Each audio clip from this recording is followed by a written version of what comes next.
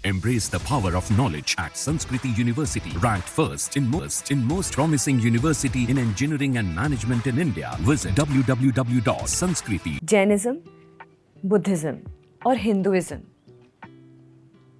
इनमें क्या डिफरेंस है? तो पहली बात है एक अवधारणा, एक कॉन्सेप्ट कॉल्ड आत्मा। तो बौद्ध धर्म में आत्मा क्या चिंतन नहीं होता, बोलते कि सब कुछ नश्वर है, ऐसे कुछ आत्मा जैसी चीज नहीं है। ये बौद्ध धर्म में कि सब कुछ नश्वर है, नथिंग इज परमानेंट। हिंदू धर्म ने कहा कि नहीं, कुछ तो परमानेंट है, हम इसे आत्मा कहेंगे और वो हमारे भीतर है, तो जीव आत्मा। जैनियों ने भी इसको माना कि जीव आत्मा, हर जीव के अंदर, जितने भी जीव हैं उनके अंदर एक आत्मा है। हिंदुओं ने इसके ऊपर एक और ऐड किया कि हमारे भीतर जीवात्मा है, हमारे बाहर परमात्मा है। तो अंदर जीवात्मा, बाहर परमात्मा। जैनिज्म में परमात्मा की बात नहीं होती, केवल जीवात्मा की बात होती है कि जितने जीव हैं वो इस संसार में अटके हुए हैं, भूख से मरे हुए हैं, कोई नरक में है, कोई स्वर्ग में है, तड़प रहे हैं, ऊपर नीचे जा रहे हैं। ये जिंदगी है, दिनचर्या है।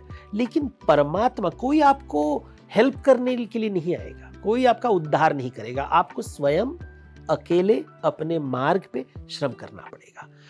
मार्गदर्शन के लिए तीर्थंकर है, वो आपका अपना ज्ञान छोड़ दिए हैं। तो जब तीर्थंकर अपना ज्ञान प्राप्ति होती है, उनका जब, जिसे हम कहते हैं, उनको जब ज्ञान मिलता है, जब वो हाई लेवल पे जाते हैं, तो वो एक बड़ा सभा में बैठते हैं, समवर्षण उसको कहते हैं, और सभी जीव जंतु को वो अपना ज्ञान देते हैं। और बहुत ही इंटरेस्टिंग तरीके से डिस्क्राइब किया गया है कि वो एक जगह पे बैठते हैं और उनके चारों तरफ पशु पक्षी बैठे हुए हैं, लेकिन हर पशु पक्षी को लगता है कि जो जिन्न है वो मेरे साथ, मेरी भाषा में, मेरे क्षमता के अनुसार मुझे समझा रहा है।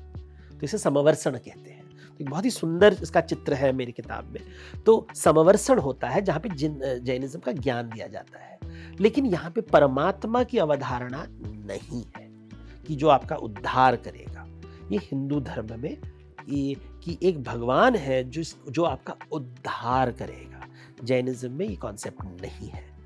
बुद्धिज्म में उन्होंने कहा कि अच्छा, आपको सहायता के लिए चाहिए तो एक बोधिसत्व होंगे जो आपको हेल्प करेंगे। तो जो महायान बुद्धिज्म है वहाँ पे एक सहायक के रूप में एक बोधिसत्व कॉन्सेप्ट आता है।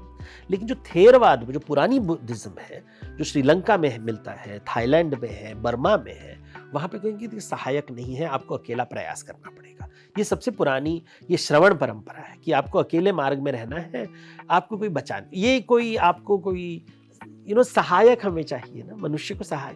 तो ये बहुत ही कट्टर है कि देखो, जिंदगी में तुम अकेले आए हो और अकेले ही तुम्हें नेविगेट करना पड़ेगा।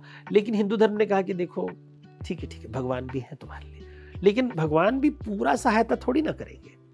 ये हमेशा हमें याद रखना, जब भगवद गीता लोग पढ़ते हैं तो श्री कृष्ण आते हैं, आपको ज्ञान देते हैं, लेकिन लास्ट में जब युद्ध समाप्त होता है तो द्रौपदी के 5 पुत्र मर चुके हैं। उन्होंने कहा देखो, तुम्हें रिवेंज लेना था, तुमने रिवेंज ले लिया, तुम्हारे कौरवों को हमने मार दिया, तुम्हारे बाल भी बांधे गए, रक्त से बांधे गए।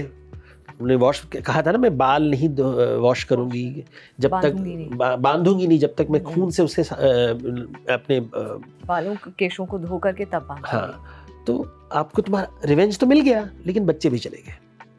कर्म का फल होता है। एक भोग मिल गया, लेकिन भोग के साथ बलि भी होता है। भोग क्या था? तुम्हें तुम्हारा रिवेंज मिल गया। उसका बलि क्या हुआ? तुम्हारे 5 बच्चे मर गए। ये श्री कृष्ण कह रहे हैं। ये बातें कोई नहीं बताते। वो लोग हमेशा भगवद गीता की बात करते हैं, लेकिन ये कहानी नहीं बताते हैं हमारे यहाँ। तो अर्जुन कहता है कि अरे, लेकिन ये इतना, देखो, युद्ध का परिणाम तो होगा ही होगा, तो मुझे युद्ध नहीं करना चाहिए था, इसलिए राजकुमार क्यों बने? तुम अपना जो राजकुमार का जो राजमहल का आनंद लेते थे, इसके साथ दायित्व भी आता है, एक रिस्पॉन्सिबिलिटी भी आती है। वो नहीं करना चाहते हैं। जब मुश्किल हो गया सिचुएशन तो युद्ध नहीं करना चाहते। तो फिर सडनली सहायक जो है वो गुरु बन जाता है कि देखो उद्धार कब होगा, जब सरस्वती तुम्हारी दुनिया में आएगी। सरस्वती से ही भूख मिटेगी, लक्ष्मी से भूख नहीं मिटेगी। हमको लगता है हमारा भूख लक्ष्मी से मिटेगा, वो दिनचर्या के लिए। लेकिन मैं देखता हूं लोग कितने तड़पते हैं कि देखो संतोष की तरफ नहीं जा रहे हैं, वो भोग की तरफ जा रहे हैं। भोग और संतोष दो अलग विचार हैं। संतोष के बारे में कोई नहीं बात करता है हमारे देश में। जितने भी मैं फिल्म स्टार्स को देखता हूं और देखता हूं कि अरे बाप रे, कोई संतोष नहीं किया। अच्छा 10 हिट हो गए ना, शांति से बैठ, अगले जनरेशन को आने दे। जो पेड़ होता है वो पेड़ भी परमानेंट नहीं है ना। जंगल एक भी कोई भी पेड़ फॉरएवर नहीं होगा, एक दिन चला जाएगा। छोड़ दो, अभी नेक्स्ट जनरेशन को आने दो। 60 साल के हीरो अभी तक 20 साल की हीरोइन के साथ नाच रहे हैं। नशा नहीं तोड़ सकते। नहीं, हमारे फैंस को तकलीफ नहीं होगी। झूठ क्यों बोल रहे हो? फैंस 2 दिन में भूल जाएंगे आपको, और फिर आपको तकलीफ होगी जब आपको कोई नहीं पहचानेगा रास्ते में।